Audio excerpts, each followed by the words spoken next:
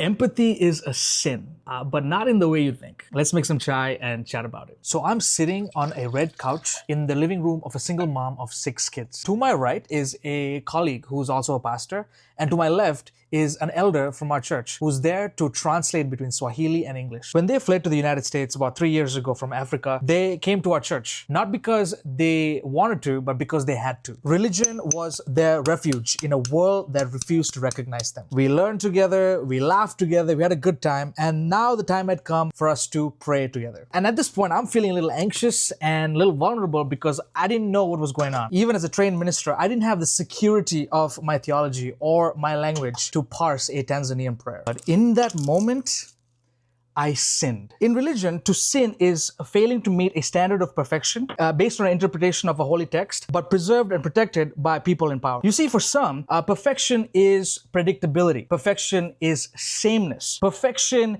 is safety in a community where everyone looks like you, thinks like you, acts like you, and believes like you. But empathy assumes a difference. Empathy assumes an other. That if there are differences between us and them, that's not an anomaly, that is a fact. So yes, empathy is a sin against a weaponized standard of perfection that exists to preserve an us even at the expense of them. Empathy is, in fact, missing the target. If the target is apathy, if the target is indifference, empathy is transgression of the law, if the law is uniformity. You know, as we left our house, I left changed because an encounter with an other is ultimately an encounter with yourself. So my friend, if you feel like an other in majority culture spaces, I want you to remember this.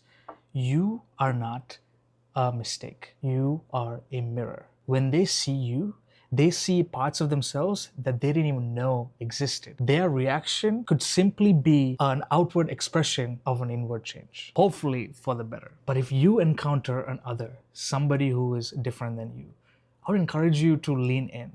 Let curiosity be your anchor in the sea of uncertainty. And if empathy is a sin, sin greatly, my friend.